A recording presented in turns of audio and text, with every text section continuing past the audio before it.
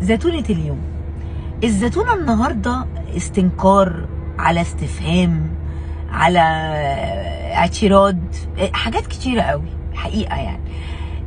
والفيديو ده بيخاطب الجيل بتاع الألفينات اللي هو بيتقال عليه الجنزي. طبعا انا جايبه ورقه لان انا استحاله افتكر الحاجات دي، استحاله، لان انا على قديمه.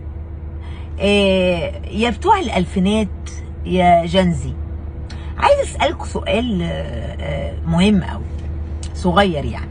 هو احنا ليه بنغير الاسامي اللي احنا طول عمرنا عارفينها؟ ايه الحكمه؟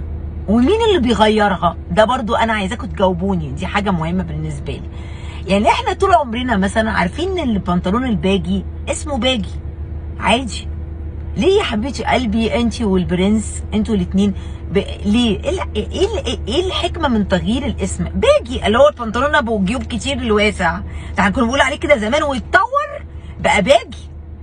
بعد كده قاعده مع حد من الجيل الجميل الجديد العسل بتاع الالفينات الجنزي، قالت لي لا يا غاده مفيش الكلام ده، باجي ايه ده ايه ده ايه ده، كلمتني باستحقار اكن انا جايه من يعني عارفه انتوا قالت لي لا اسمه كارجو. قلت لها لا هنا نقف ونشوف ايه الموضوع. ايه ليه يا حبايبي؟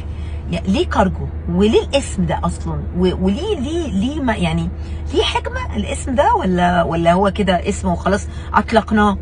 يعني ما باجي كويسه وسهله واتطورت. بعد كده الاستومك اللي هو يعني كلمه ستايل يعني كويسه. الاستومك اللي هو احنا كنا زمان بنقول البنت اللي لابسه بادجي مبين بطنها فاتطور بقى استومك. الله، والاستومك ما هي كلمه كويسه يعني ولا هي فيها حاجه؟ ما انا برضو عايزه اعرف. بعد كده الاستومك بقى ايه؟ بقى كروب توب. دي برضو حاجة في تساؤل كبير في الموضوع ده. حتى الكلام صعب والواحد استحالة يفتكره يعني. كارجو وكروب توب استحالة. انا كاتبة ورقة في موضوع انشا، موضوع مدروس يعني في دراسات.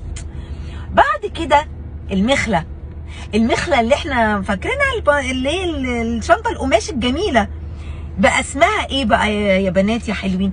التوب باج.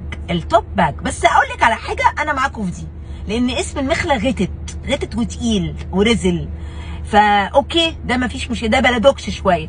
فالتوب باج اوكي دي مبلوعه. بعد كده البدله الكيتشان اللي احنا كلنا